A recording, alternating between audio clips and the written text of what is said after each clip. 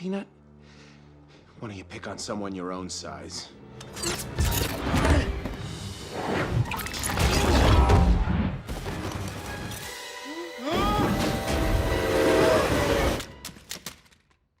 Where are you, you little cocksucker? Motherfucker, where are you, you little bastard? Oh, you motherfucker. And a one, and a two. Welcome back to Ranting, to another quirky and engaging episode. Been a few weeks. It's been a few weeks because we had some technical problems with a lost episode. That's it? That's the last episode? One day, hopefully, we'll get back to. Tonight, we're going to be reviewing Antman from 2015. Yeah? Mm-hmm. How excited are we? Are we really excited? How do we feel about this wonderful film? Compared to modern Marvel movies, it holds up pretty well. When it was released at the time, with everything coming out around it, I could not bring myself to care about Ant-Man. I care a little bit about Ant-Man, but not enough where I was getting hyped. You ever here's a little reference, and I feel like this goes the same with movies and directors and all that crap. Taylor Swift hasn't had an album come out in, a year or so? Her music comes out after because she's on that high streak. What happens? Everyone's like, oh, I love it, I love it. I kind of think that's what happened with this movie. Marvel was on a high streak. I feel like every time Marvel put out something, momentum just kept going and going and going, and like they couldn't put out anything that sucked. People just, oh, it's Marvel, I fucking love it. I mean, I like Ant-Man.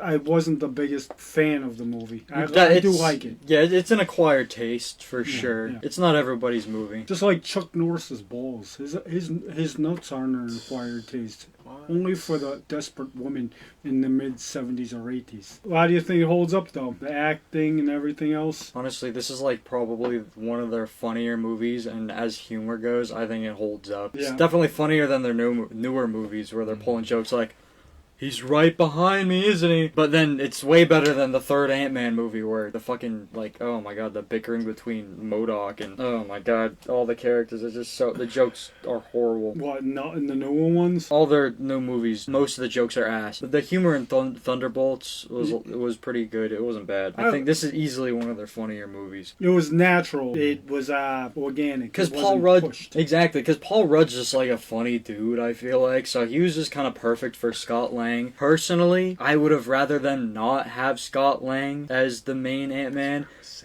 Yeah, exactly. Did you like the older Ant-Man with the Wasp in the 60s? Those scenes looked friggin' incredible. Exactly, because think about it this way. If we had gotten a Hank Pym Ant-Man as the main primary focus of the MCU, we could have gotten the whole Ultron storyline where he makes Ultron and then fucking... Oh, God, like, that would have been so great. That would have been perfect. Then Age of Ultron wouldn't have been turned into like this setup movie. Marvel, MCU, what was the word? Who coined it? MCUized? MCUified. Jacob said that. Their thought process behind this movie was totally understandable, because if you watch Ant-Man and then, oh yeah, it's Hank Pym, smart as fuck, and he became a superhero, it would be kind of repetitive if they had like another really smart character turned superhero. Yeah. We already have Bruce Banner, Tony Stark. Doctor Strange is smart as fuck too. He's a surgeon, you know. Nothing but geniuses all around. Yeah, Peter Parker. Chuck, you're not one of them, you bastard. Peter Parker, Bruce Banner, Reed Richards now. Like, there's just so many geniuses turned superhero, it would be kind of repetitive. So I get why they chose Scott Lang, but I would have preferred like a younger Hank Pym. You wanted the older one? I did. I feel like it would be a lot more compelling story, and it would have a lot more depth if it was a more, not experienced, but a more intelligent, like brain smart Ant-Man rather than what we got. But I think, as to his point, I think they were trying to go that other route. Yeah. I think they were just trying to make it different, yeah. For what it was the best Ant-Man movie in the Ant-Man franchise. It was downhill. One thing, we're going to be doing something new. Every movie where we have an animal based, Jacob here is going to be going on with his quirky, engaging animal facts. Do you have a quirky and engaging animal fact for us today? I do. What is it? A lot of ants have two stomachs. Yeah. One of those stomachs is to digest their food, and the other stomach is to pass it on to the social stomach. Yeah. Oh, Chuck Norris, do you do that, you bastard? Anyway, I have a surprise for you. I'm not going to say what it is. You might already know. And yes, look at that. It's Ant-Man. In a matchbox. In the matchbox. It's Ant-Man, yeah. Oh, aren't you excited? It wasn't the subscribe button. I got rid of those things. You'll never see them. Oh, never mind. One thing that really bothered me, as far as the actors go, well, a couple of things. A lot of people like, what was his name? Luis? What was his name? Luis. A lot of people liked him. I didn't care for him. I mean, I'm glad that Antman, Paul, or whatever his name was, Scott Lang, had his own people and everything. They brought them. I like when they do that, have their own, like, create small, a roster of small circle of people in their lives. I like when they do that. I just wasn't the biggest fan of the guy. I don't know. I liked him in the movie, but he's just another one of those, like, kind of stupid, funny characters. Like, he's implemented for humor. Yeah, like, his character is funny because he's clueless of shit half the time, but then he has his moments where, like, he has this genius fucking idea, and then everybody's like, whoa, yeah, that's a crazy idea, nice job. And they're all surprised because of how fucking stupid he usually is. Yeah. It's one of those situations. They use that as, like, an easy way out you think he would have worked with, what's the dude from, instead of the guy that played him? Think he would have worked with, the guy that played in Mario Brothers, the younger Mario brother. You know what I'm talking about? Oh my god. I don't know. No? I have no clue. How'd you feel about him? I don't know, he was okay. I don't really like the trope of the idiot character who's an idiot just for giggles. It's like... Yeah. Antman himself was kind of there too.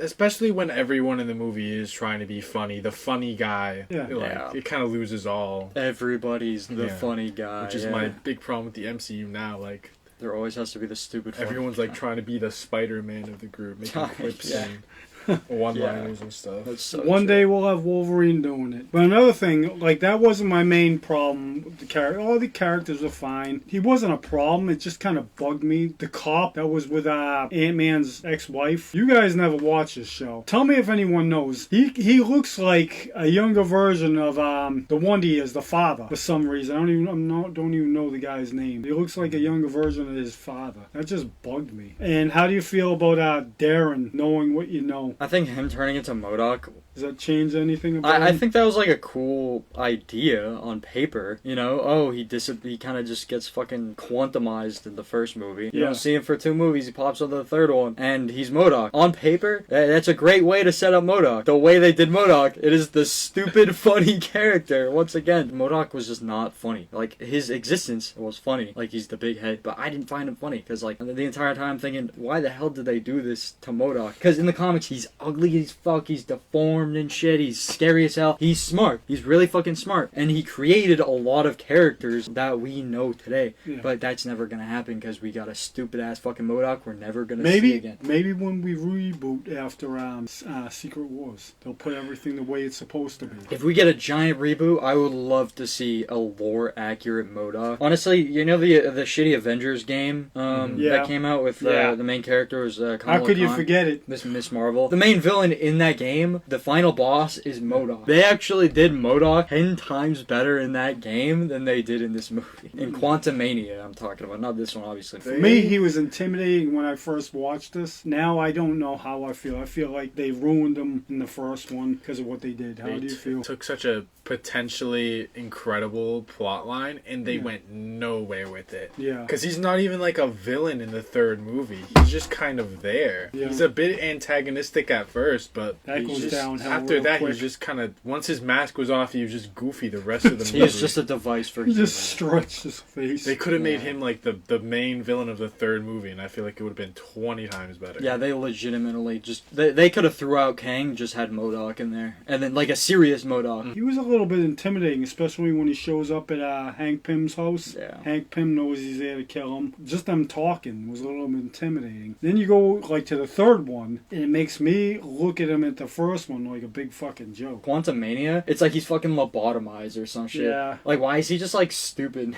Yeah, it's, oh my because God. he was like a really smart scientist in the first movie, and in this one, obviously. Well, but he was cool. I liked him in this one. I actually didn't like him in the Yellow Jacket suit. I mean, who else are you gonna put in the suit? I get it. I like the character Yellow Jacket. I'm not like big on who was Yellow Jacket in the comics. Probably, who the fuck knows? Can Marvel stop doing that? Making one character with a certain certain power set, go against another antagonist, the same power set. I hate that. Yeah. I fucking hate that. I enjoyed Ant-Man 2 to where they had Ghost. I love that. Why can't they do that with every movie, you know? This was a very formulaic film, Yeah, you know? it did. Like, It did. But it had a formula. The you can action tell. scenes in it were cool as hell. Yeah, I think that was the best things about this movie, is how creative they used some of the, like, the fact that he could shrink. Yeah. They used that really creatively. Like, one of the final fights, where he's in the train set. Your favorite character in the train said Thomas the Tank Engine. Thomas the Train. The glow up that Ant-Man and Yellow Jacket both got in this movie, because their comic suits are ugly. Oh god. A good chunk of them are ugly. Ant-Man's comic suit is the most unserious thing, but if he had the big fucking helmet With with the the antennas, I would not be able to take this movie remotely seriously. So I think it was a good choice to like completely overhaul his entire design. Yeah. All in all, solid movie. Does it hold up to a certain degree? You can look back at it and appreciate it for like. you definitely. Yeah. You can look back and appreciate it. Jesus Christ, I wish I can go back to this time where like they were hyping everything up Yeah. and the hype was just on that train. Now it's like, oh, I hope this one's good, so this comic book genre doesn't die. Like your nuts, Chuck Norris. You think Chuck Norris have yet like a little shrinking his little machine? He can shrink his nuts and talk different. All in all, solid film. Not my favorite. I don't think either one of their favorites. What would you rate this wonderful film? Like a 6, A 7. 6, 7? Like a 6.5, 7. Yeah. That's fair. I give it like 5, middle of the line. Not Yeah. too great, not too awful. How does it compare to Ant Boy? It's way better than Ant Boy. Miles better than Ant Boy. At least they try to take this movie seriously. You think Ant Boy and Ant Man have the same powers when they piss? I don't think so. Was this movie quirky, engaging experience? It was engaging and quirky. Back in the day, like I said, I wasn't a big fan. It was okay to me. I enjoyed it. Gave it a 7.5. But this is one of those movies for me. The more I pay attention to it and watch it again, I like it a little more. I'd give it an 8. It's not a bad movie. It's not a great movie. Just somewhere in the middle. Where can we check this out? Disney Plus. Disney Plus or Disney Minus. And that is our review for Ant-Man. And we will see you next week. Comic book movie reviews. That's what we do. It's what we do, except for him.